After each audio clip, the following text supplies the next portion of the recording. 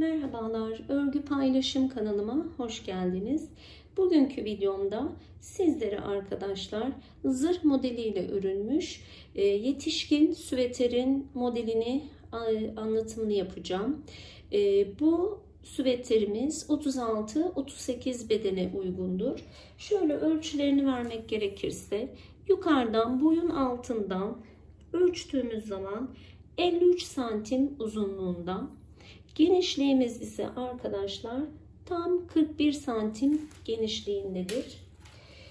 Bu modeli örerken herkesin çok kolaylıkla yapabileceği bir ters bir düz modelden oluşan zırh modeliyle ördüm.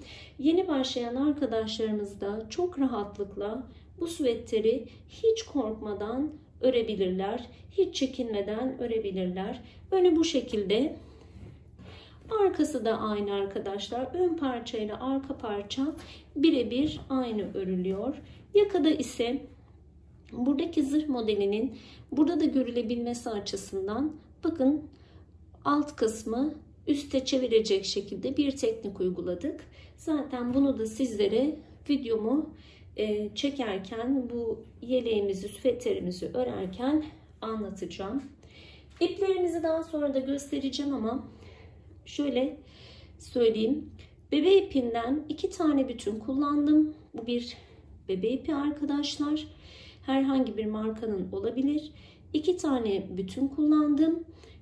Üçüncüde ise elimde kalan bu. Yani çeyreğini dahi kullanmadım, öyle söyleyeyim. Bir de şöyle bir simli ip kullanmıştım. Bu simli ipten de arkadaşlar bir tane bütün gitti. İkinciden de çok az bir şey gitti. Yine çeyreğini bile kullanmadım. Öyle söyleyeyim. Şimdi bu güzel süveterimizin yapımını anlatmaya başlayalım. Modelim için 2 tane ip kullandım. Görmüş olduğunuz gibi biri simli ve ince bir ip. Diğeri ise bir bebe ipi arkadaşlar. İkisini birleştirip örüyorum. Zırh modelimiz için 2 adet şiş kullanıyoruz. Birisi kalın, birisi daha ince bir şiş. Bu şekilde. Kalın olan şişim 9 numara, ince olan şişim ise 4 numara arkadaşlar. İkisinin arasında 5 numaralık bir fark olduğu zaman, 5 ya da 6 numaralık bir fark olduğu zaman model kendini daha güzel gösteriyor. Modelim için ben 75 adet ilmeğimi attım. Bunu daha büyük, daha kalın olan şişime attım. Şimdi ince olan şişimle örmeye başlayacağım. Bir kalın, bir ince, bir kalın, bir ince olarak gideceğiz. Şöyle sizler de şişinize 25 adet zincir ilmek attıktan sonra birlikte örmeye başlayabiliriz. Çok kolay, çok basit bir model. Şu iplerimi şöyle aşağı alayım. Evet, 75 adet ilmeğim var. İlk ilmeğimi boş olarak alıyorum. İkincisini düz olarak alıyorum. Üçüncü ilmeğimi ters olarak alacağım. Bu model bir ters bir düzden oluşuyor ama terslerimizi farklı örüyoruz. Bu şekilde içten değil de arkadan. Bakın tersimi arkadan alıyorum. Düzümü normal örüyorum. Tersimi arkadan alıyorum. Düzümü normal örüyorum.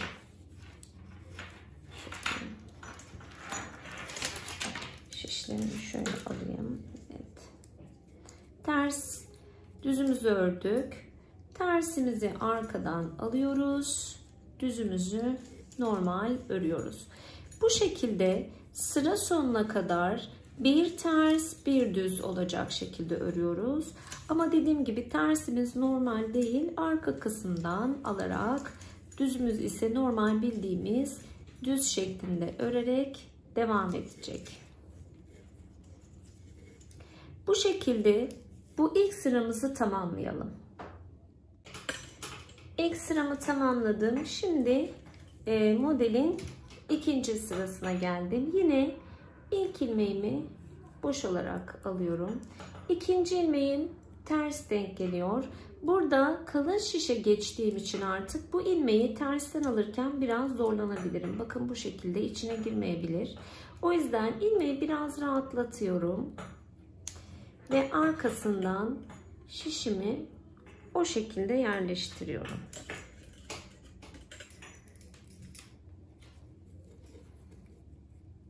Bu şekilde.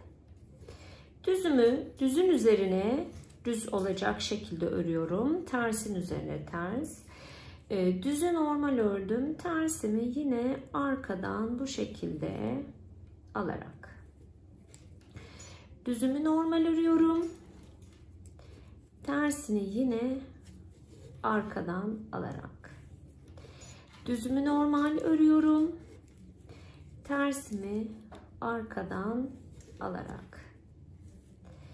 Düzüm normal. Tersimi arkadan alarak.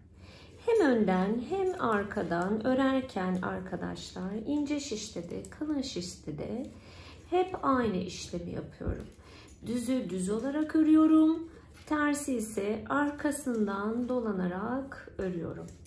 Bu şekilde bu sıramızda tamamlayalım.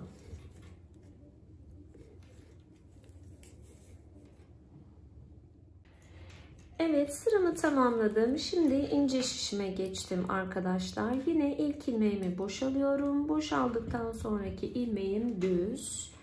Düzü normal düz alıyorum. Şimdi sıra terse geldi. Ters örerken yine arkadan. Düzü normal örüyorum. Tersi yine arkadan. Modelimiz bu şekilde devam edecek arkadaşlar. Bu şekilde örmeye devam edelim. Bundan sonra yalnız olarak çalışalım. Çünkü hep aynı işlemi yapacağız.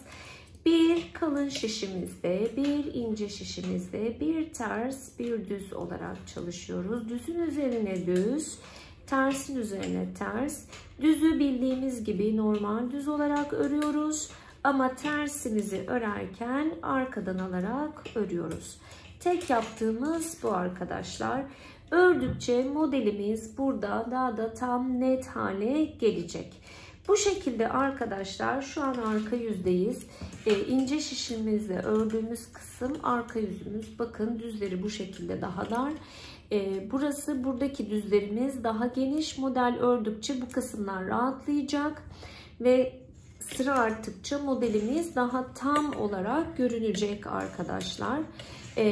Bu düz çalışmalarının geniş olan kısımları, geniş olarak görünen kısımları ön kısmımız olacak. Arkadaşlar bu şekilde sıralarımızı tam 42 santim olana kadar öreceğiz. Bunda bir kol oyuntusu hiçbir şey yok. Sadece boyun kısmına gelene kadar kol oyuntusu şu şekilde yok. İçine doğru kesme şeklinde yok. Farklı bir kesme şekli var. O yüzden kol altına gelene kadar 42 santim boyunca bunu bu şekilde öreceğiz. Kol oyuntusu bildiğimiz oyuntu değil, farklı bir oyuntu yapacağımız için orada sizlerle buluşacağız arkadaşlar. Bu şekilde şimdi hiçbir kesme, arttırma yapmadan 42 santim boyunca modelimizi uygulayalım. Arkadaşlar tam 42 santim olacak şekilde boyunu ördüm. Artık kesme işlemine başlayacağız. Ama dediğim gibi kollarında farklı bir işlem var bunun. Yani kolda kesme yok. Koldan sonra omuzlara doğru, omuzdan boyuna doğru bir kesme işlemimiz var. Şimdi onu göstereceğim nasıl yapacağımızı. Şu an süveterimizin ön kısmındayız. İlk 5 ilmeğimizi normal ördüğümüz gibi öreceğiz. Demiştik ki tersleri arkadan alarak örüyoruz. Düzleri ise normal düz olarak. 3 tane örmüş oldum. 4, 5. Bu 5 tane ilmeği ördükten sonra ikisini bir araya alacağım. Burada düz olduğu için düz olarak öreceğim. ikisini bir araya düz olarak örüp kesme işlemini tamamlayacağım. Sonra sıramı örmeye devam edeceğim. Normal ördüğüm gibi. Son 7 ilmek kalana kadar. Bu şekilde sıramızı son 7 ilmek kalana kadar örelim. Son 7 ilmeğim kaldı ve bu 7 ilmeğimi de arkadaşlar bu sefer buradakine göre örüyorum. Burada düz var ya da ters de alabilirsiniz. Fark etmez. Buradan arkadaşlar bir kesme işlemi yine yapıyorum. İkisini bir araya alıyorum. Ve son 5 ilmeğimi de normal olarak örüyorum. Böylelikle önden ilk kesmemizi yapmış olduk. Şimdi arka tarafa geçiyorum. Arkadan da kesme yapacağız. Bundan sonra arkadaşlar hem önden hem arkadan kesme işlemlerimiz olacak ve aynı tarzda gideceğiz. Yine 5 tane ilmeğimi örüyorum.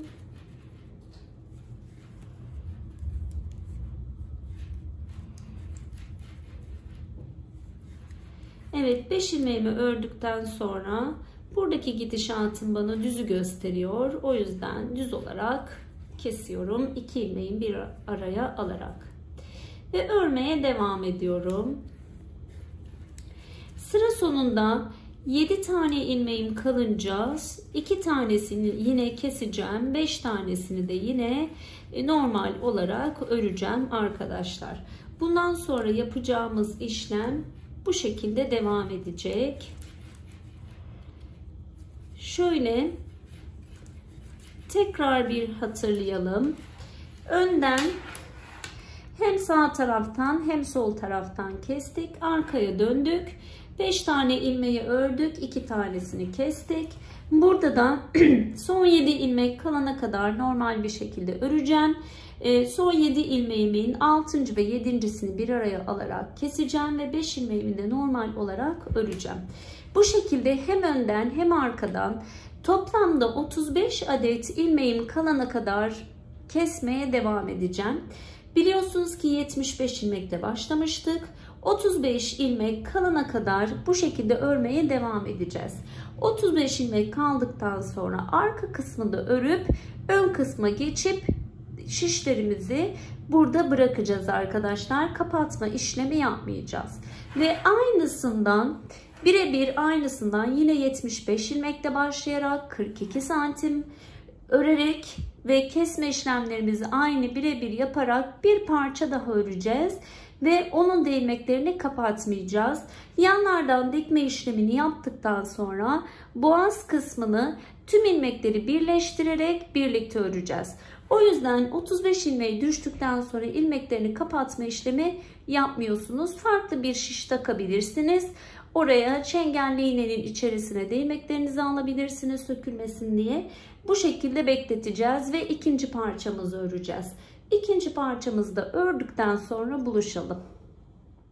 Arkadaşlar ben kesme işlemlerini tamamladım. Görmüş olduğunuz gibi ilmeklerimi kapatmadım.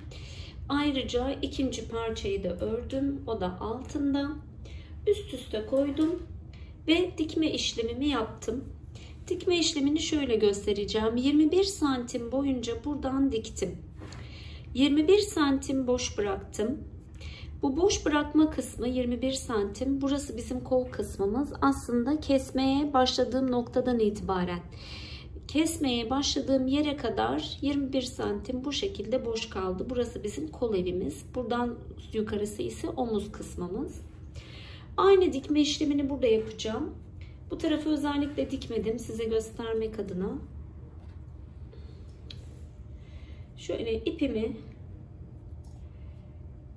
iğneme geçirdim.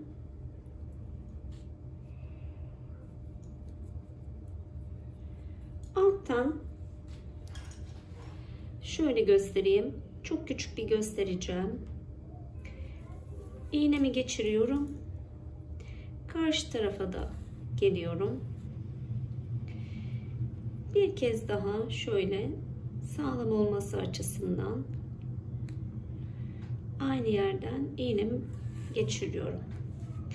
Geçirdikten sonra artık arkadaşlar bu haroşa tepelerinin şu kenarlardan bir bundan alarak dikiyorum. Önden ya da arkadan dikmeniz fark etmiyor. Bir buradan alarak dikiyorum. Dikkat etmeniz gereken nokta, bu geniş kısımlar dış kısmımız. Burası ise iç kısmı. Dikerken ona dikkat edelim. Bu şekilde bir buradan alarak tam 21 santim uzunluğunda dikme işlemimizi gerçekleştirelim. Diktikten sonra yukarı kısım nasıl dikiliyor onu da sizlere göstereceğim. Aşağıdan 21 santim diktikten sonra şimdi üst kısımdayız. Burada ilmeklerimizde ipimizi biraz uzunca kesip bırakmıştım arkadaşlar. O ilmeklerime iğnemi geçirdim. Şimdi buradan dikme yapacağım. Hem böylelikle buradaki ipi de sağlıklı bir şekilde kullanmış olacağım. İlmeklerime bir zarar gelmeden. Arkadaşlar burada yine yapacağım işlem aynısı. Buradan bir alıyorum. Buradan da bir alacağım. Şöyle şuradan geçireyim. Şişlerimizi şöyle alalım. Şimdi karşı tarafa geliyorum. Şu şekilde karşıdan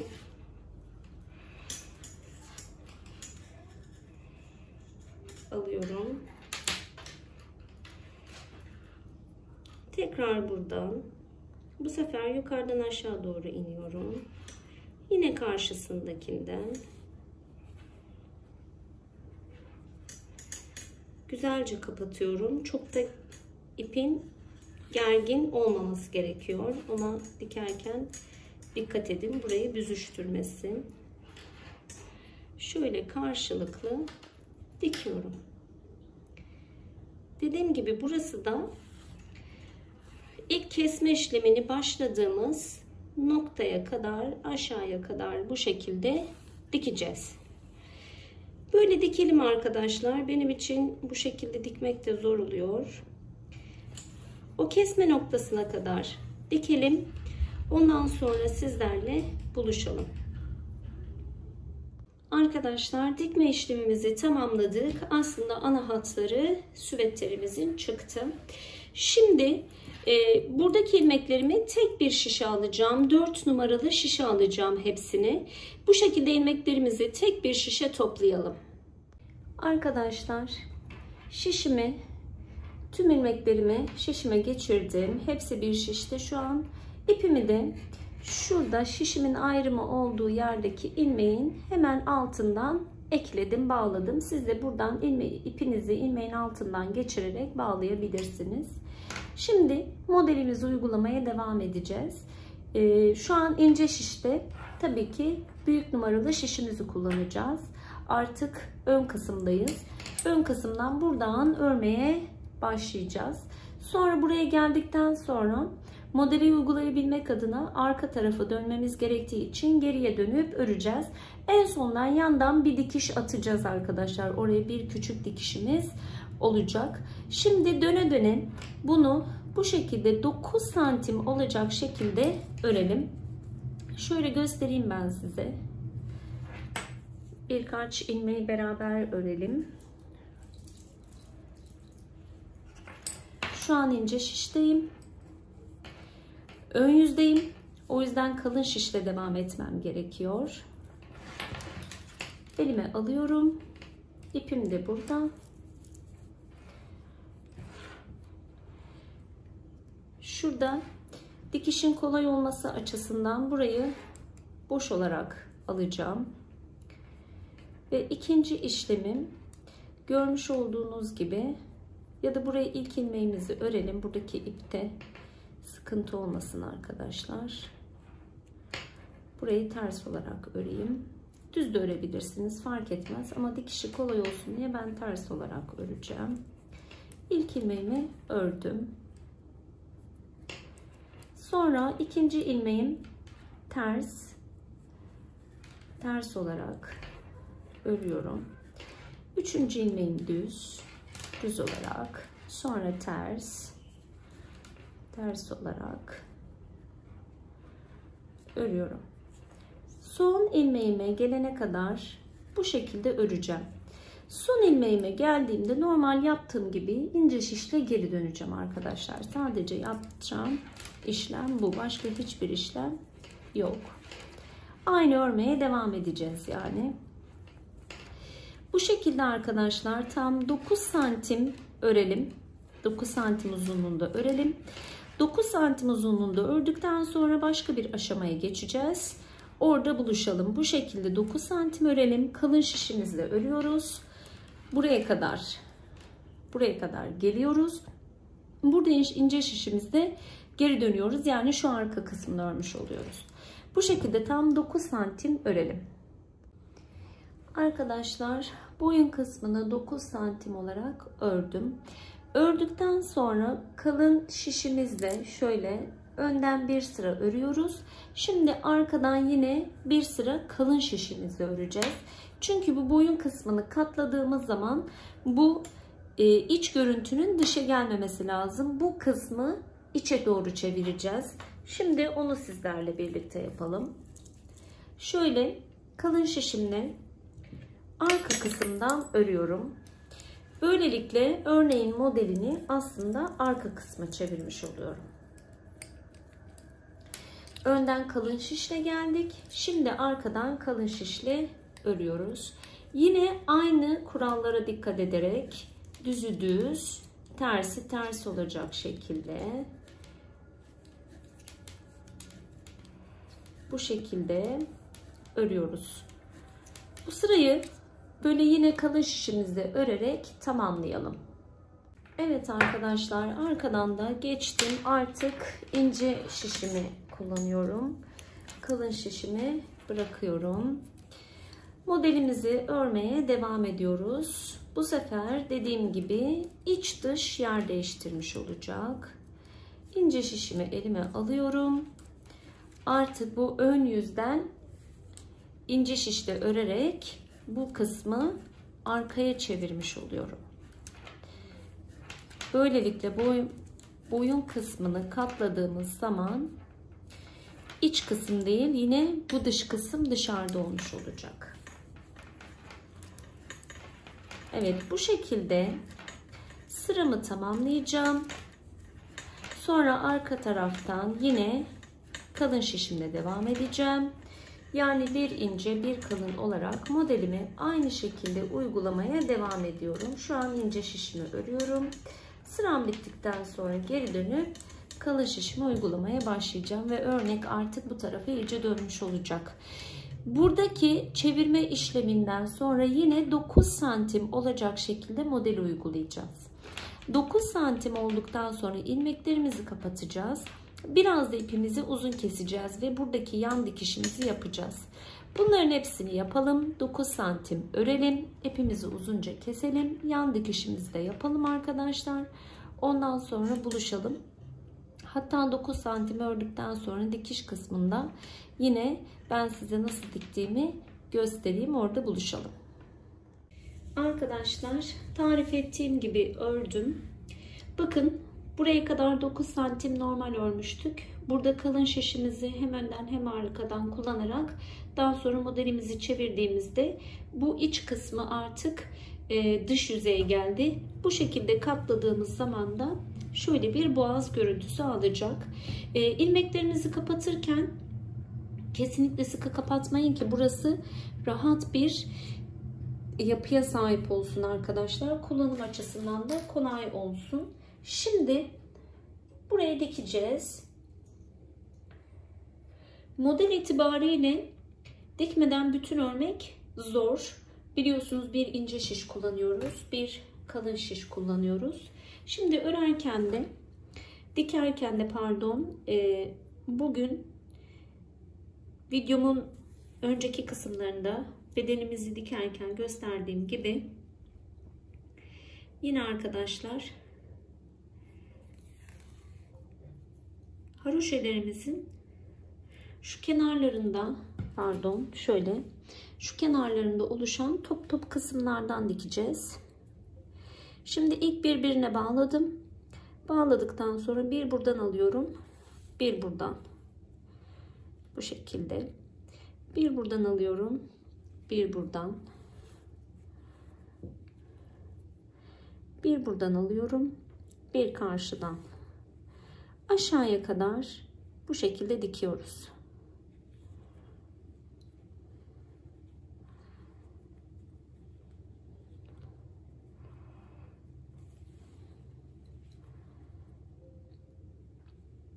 Bu şekilde dikelim arkadaşlar. Aşağıya kadar dikelim, bitirelim. Arkadaşlar diktim ve bitirdim. Gerçekten çok güzel oldu. Eğer sizler de beğendiyseniz lütfen beğeni tuşuna basmayı unutmayın. Kanalıma ücretsiz bir şekilde abone olabilirsiniz ve zil butonuna tıklayarak benim paylaştığım her yeni videonun bildirimi size ücretsiz bir şekilde gelir. Bir sonraki çalışmamızda görüşmek üzere. Kendinize iyi bakın. Hoşça kalın.